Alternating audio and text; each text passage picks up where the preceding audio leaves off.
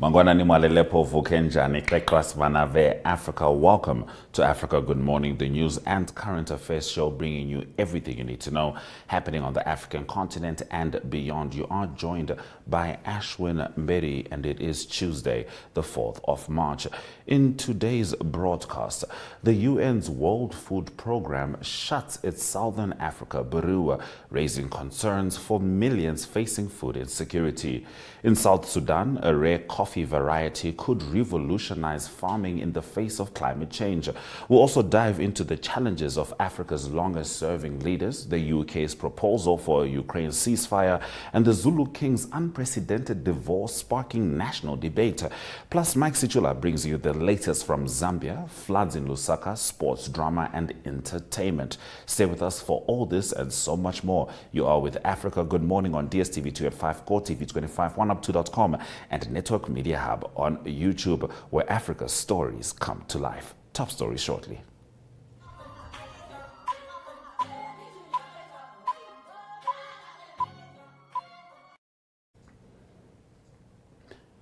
The United Nations World Food Programme, which gets much of its funding from the United States, is closing its Southern African bureau, a communications officer said.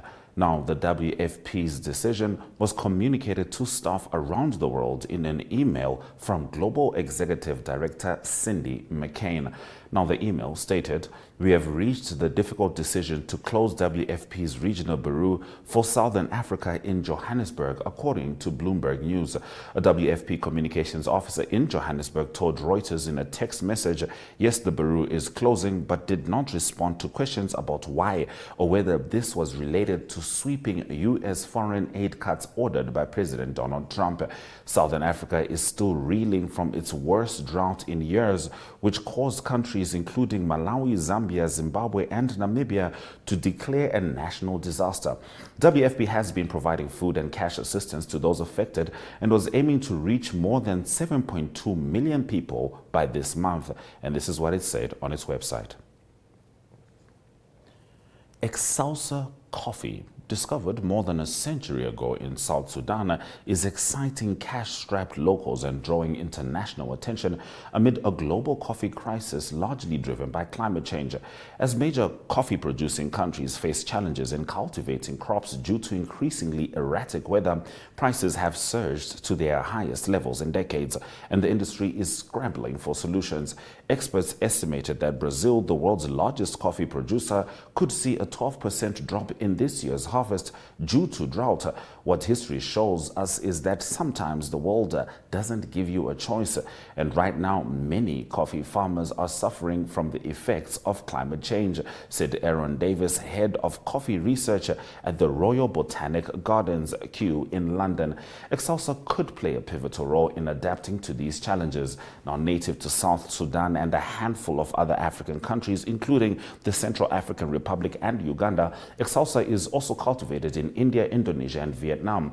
Its deep roots, thick leathery leaves, and large trunk enable it to thrive in extreme conditions such as drought and heat, in which other coffee varieties fail. It is also resistant to many common coffee pests and diseases. However, Excelsior makes up less than 1% of the global market, far behind Arabica and Robusta, the two most widely consumed coffee species. Experts believe Excelsior must prove its practicality on a larger scale to help fill the market gap created by climate change. For now, it represents a chance at a better future for locals.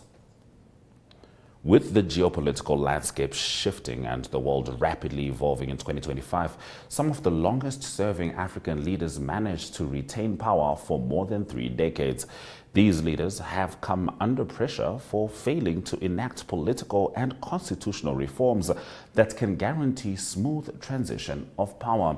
Now, some of these leaders have even survived multiple assassination attempts and opposition movements, yet they have remained firmly in control by amending constitutions and controlling election outcomes to be in their favor. In most African nations, the standard retirement age for the workforce stands at 60 years. However, there are African presidents who continue to govern well into ages surpassing 60. These presidents include Paul Biya, who has held the presidency in Cameroon Cameroon since the 6th of November 1982. He stands as the second longest reigning president in Africa, the world's oldest current non-royal national leader, and the planet's eldest head of state. Teodoro Obiang Nguema Mbasogo is an Equatorial Guinean statesman and former military officer who has maintained his position as the second president of Equatorial Guinea since the 3rd of August 1979. He claims the record for the longest-serving president in global history and ranks as the second longest consecutively serving current non-royal national leader worldwide. Denis Sassou Nguesso is one of Africa's longest-serving leaders, having first come to power nearly 4 decades ago. The highlight of his leadership has been the executive power he wields without meaningful legislative or judicial constraints. Despite periodic unrest and economic challenges, Sassou Nguesso remains one of Africa's longest-standing rulers. Uganda's Yoweri Museveni was a part of the rebels who ousted Ugandan leaders Idi Amin and Milton Obote. Recognized by the West as a hero, Museveni subsequently amended the rules in his favor by eliminating presidential term limits in 2005, thereby enabling an extension of his rule. His administration is commonly regarded as autocratic. Britain said there were several possible proposals on the table for a possible Ukraine ceasefire after France floated a proposal for a month-long initial truce that could pave the way for peace talks. There are clearly a number of options on the table, Prime Minister Keir Starmer's spokesman said. I'm just not getting into a running commentary on the options. European countries, led by Britain and France, are looking at options for a peace proposal, including Ukraine, after last week's Oval Office rupture between US President Donald Trump and Ukrainian President Volodymyr Zelensky. Now, Starmer hosted a summit of European leaders in London and said European leaders had agreed to draw up a Ukraine peace plan to present to the United States. In an interview given on his way to the summit, French President Emmanuel Macron raised the possibility of a one-month ceasefire, although so far there has been no public endorsement from other allies. Such a truce on air, sea and energy infrastructure would allow us to determine whether Russian President Vladimir Putin is acting in good faith when he commits to a truce, French Foreign Minister Jean-Noël Barrot said of Macron's proposal. Now, in the last of our top stories, the love life of South Africa's Zulu king Misuzulu Kwazwelithini has sparked widespread attention and controversy as he seeks to divorce his first wife, Queen Ntokozo Kamayisela, a move that defies Zulu tradition, where divorce is virtually unheard of. Polygamy is a cultural norm, but the king's decision to file for divorce has shocked his socially conservative subject. Professor Gugu Mazibuku, a cultural expert at the University of Johannesburg, emphasized that in Zulu culture, wives are not chased away even if a marriage fails. The wife remains in the king's homestead, cared for alongside her children. The king, seen as the lion of the nation, holds a ceremonial yet influential role with a government-funded budget of millions. His reign has been marked by controversy, including a disputed coronation, a shaky second marriage, and reports of other romantic entanglements.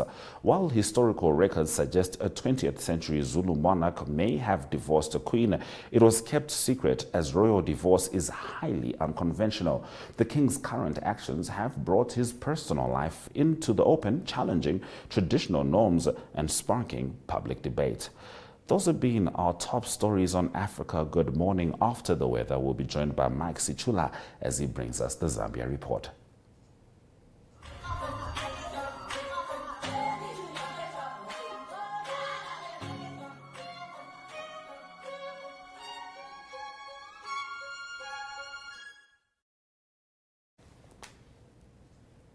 All right, we'll certainly make sure that we give you the weather a little later in the show, but for now, we get the news stories from Mike Sichula. First, current affairs. A senior government official has labeled the National Census Report an illegal document.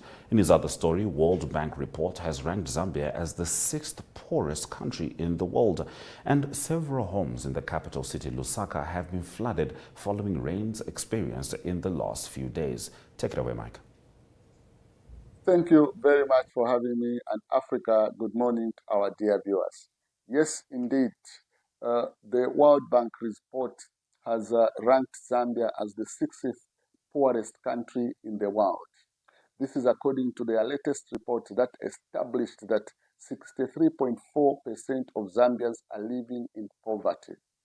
However, in a twist of turns, the Minister of Finance, Dr. Msutumbeko Msokotwane, has said the report does not reflect the true reflection of what the current administration is doing.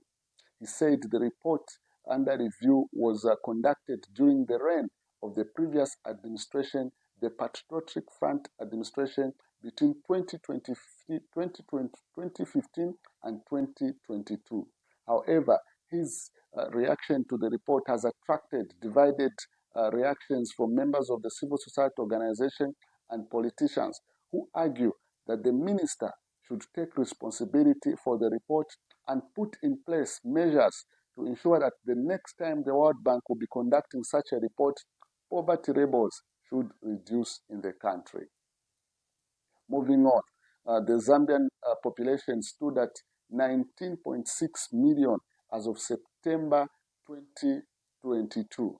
However, in a twist of events again, the Civil Service Commissioner Chairperson, Dr. Chorwe Beani, has rejected the report, saying that the report should be declared null and void and it is an illegal report because during the conducting of the census, enumerators omitted 15 words in Southern Province.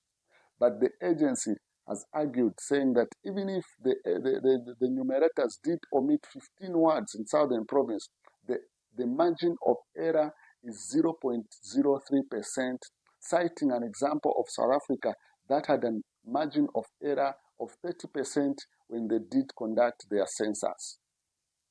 Moving on into my last story, the flood situation in Lusaka has affected many settlements such as Kanyama and other residential areas in the city.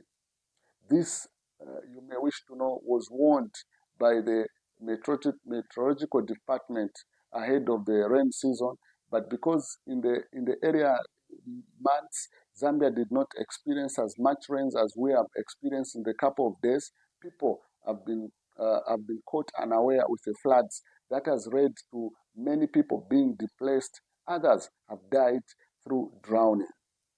President Hakainde Hichilema, when he came back from Egypt, where he had gone for a state visit, he did tour the affected regions, and he issued a stern warning that his administration is going to demolish houses that have been built on waterways.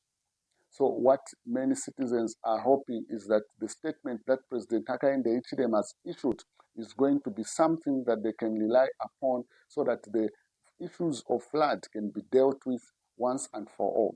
They are hoping that the president has made this statement not just for public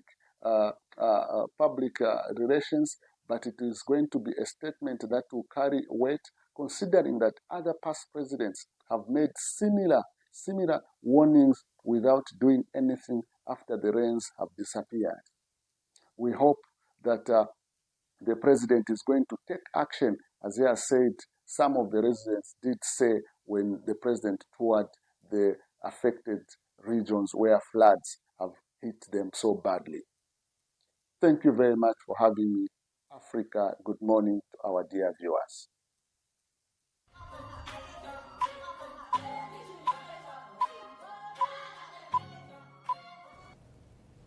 Let's continue with the sport news stories from Zambia. The Zambian FA Appeals Committee has overturned the disqualification of some candidates by the Electoral Committee, setting a new twist for the upcoming elective AGM. And the Copper Queens will face Namibia in the 2026 WAFCON qualifying matches this coming October. Mike Sichula. Thank you very much for having me in sports. Wow, a lot has been happening in the upcoming elections in the Football Association of Zambia. You may wish to know that on 17th February last month, the Football Association of Zambia electoral body did disqualify some candidates that were found to be not have proper documentation as they had submitted their nomination papers. So these candidates For instance, in the presidential race, there were 8 candidates. So when the electoral body issued the names, they did say that out of 8, only one candidate of the incumbent, Andrew Kamanga, was deemed eligible, and the 8 were disqualified.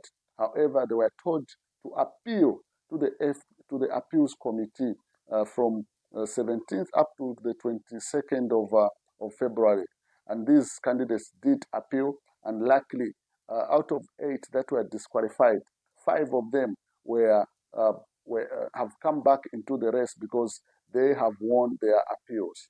So now the elections for the first president will pit the incumbent Andrew Kamanga and 5 other candidates. The elections are coming up on 29th of March 2025 in the capital, in the tourist capital, Livingstone. What has been happening behind the scenes is that a lot has been said with some candidates that were disqualified, accusing the incumbent of having a hand to ensure that they are banned from contesting the elections. Moving on to my second story, the Copper Queens will battle it out against Namibia in the 2026 WAFCON qualifying round. So Zambia, that has already qualified for the 2025 WAFCON, will battle it out against neighbors Namibia to see to it if they can make it three times in a row to qualify for the women's biggest soccer showpiece. The likes of Barbara Banda, Rachel Kundananje are expected to lead the Copper Queens in this match that will be played in October this year.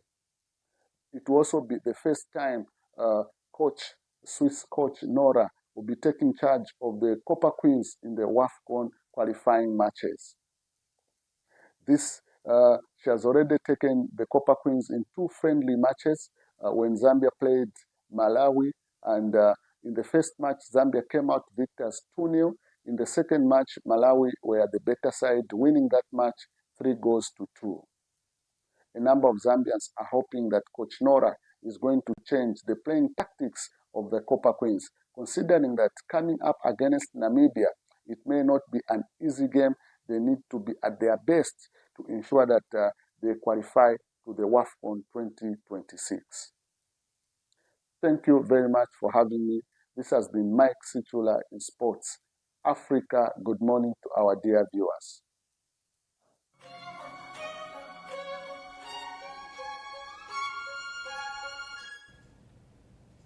And now we get an update from the entertainment scene in Zambia as popular musician Yo Maps continues to attract public attention from a cross-section of society through his way of responding to critics, and the Mix Off Bar Academy moving to the final stage. Thank you very much for having me on Entertainment News.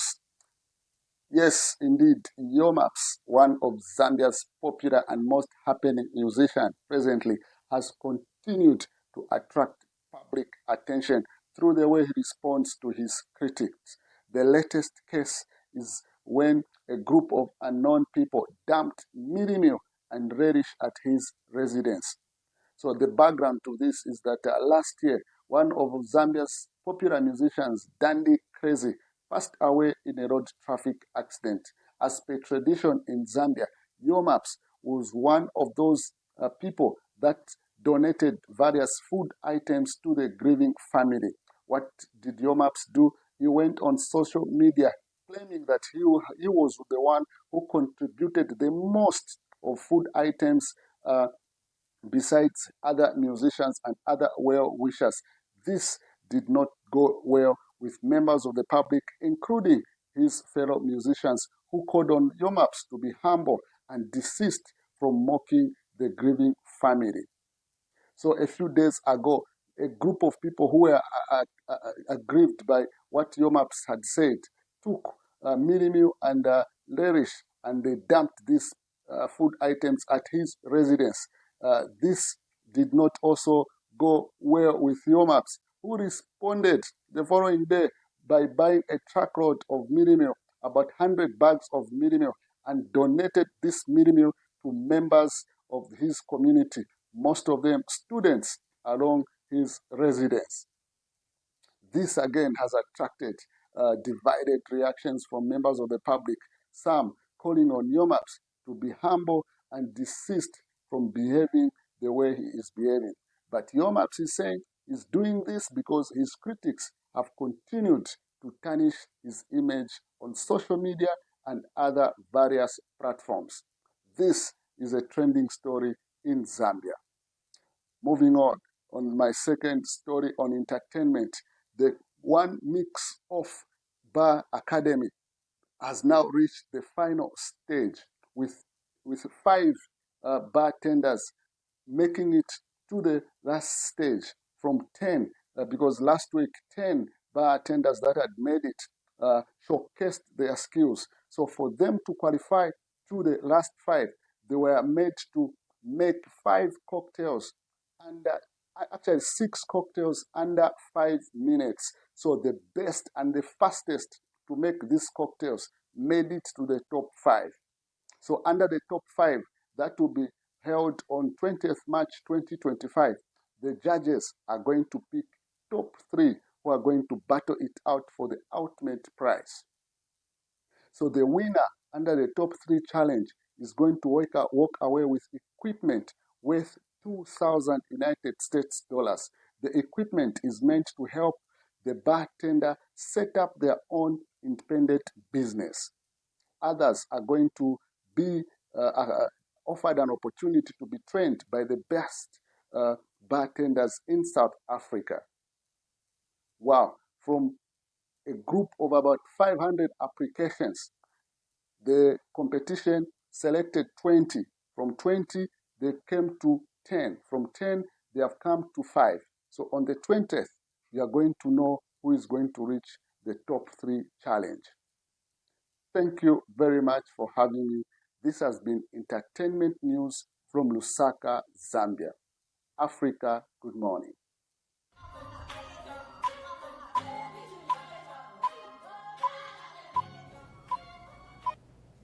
In economic news, domestic food price inflation remains high in most low-income countries. Here are the top 10 African countries with the highest food inflation at the start of 2025. Number 1, Sudan, followed by South Sudan, Nigeria, Malawi, Ghana, Burundi, 7th Egypt, 8th Angola, 9th Zambia, and 10th Ethiopia. You'll notice there that there are at least 3 countries from Southern Africa. Very concerning indeed. You're still with Africa Good Morning. Let's have a look at the economic indicators before we come back to say goodbye.